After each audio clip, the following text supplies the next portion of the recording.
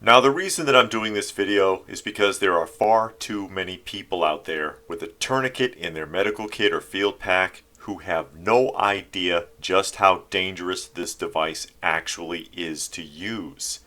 Particularly within the prepping community, there are a lot of guys who show off their tourniquet like it's a badge of honor in an effort to show how ready they are.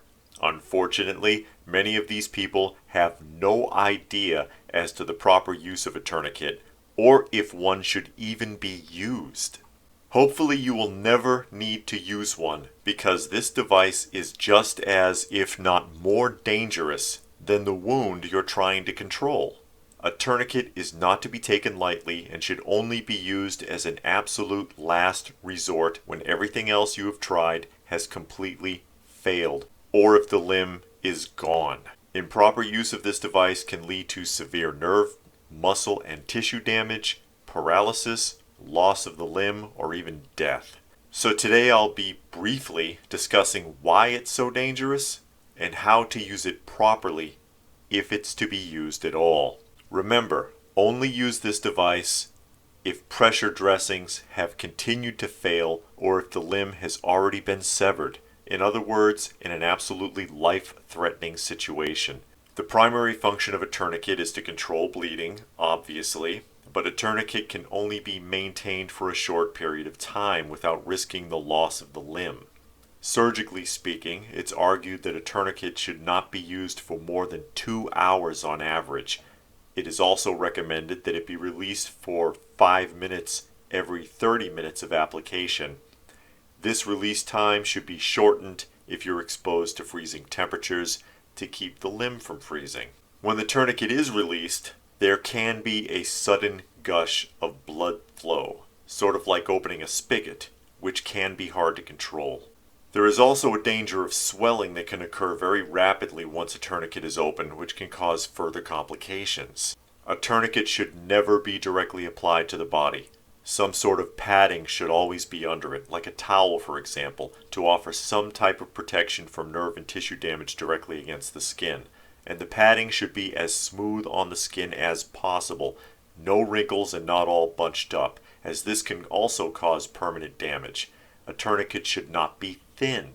The wider, the better, for the exact same reasons, to help protect against nerve and tissue damage. And it should never be placed closer to the wound than 2 inches or further away than 4 inches. One of the dangers of the tourniquet is that it's not supposed to be completely removed until there is an opportunity for the damaged tissue to be repaired. Someone with the proper medical knowledge should be present to suture and repair damaged arteries and tissues. Again, I am literally telling you that once you put this on, you cannot remove it unless the area can be properly repaired by someone who knows what they're doing. This is why a tourniquet is so very dangerous to work with.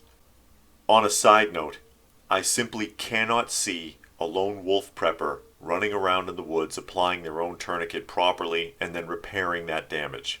Consider also that once the damage has been repaired, you're grounded. It's not like on television where you can bounce right out of surgery with like 200 stitches and carry on like nothing happened. And even if you have adequate help, you are not going to be moving around much for at least the next few days. Remember, this is a last resort. It's not like in the movies when someone gets grazed by a bullet and someone throws a tourniquet on them. In most cases, you would be much better off with a pressure dressing. Now, if today's topic sounds like I'm trying to scare you, in a way I am.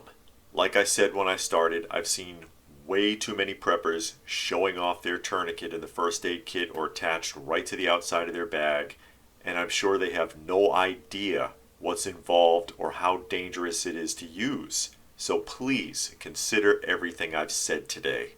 If you have any other points on this topic, feel free to post them in the comments section down below. It quite literally could be a lifesaver.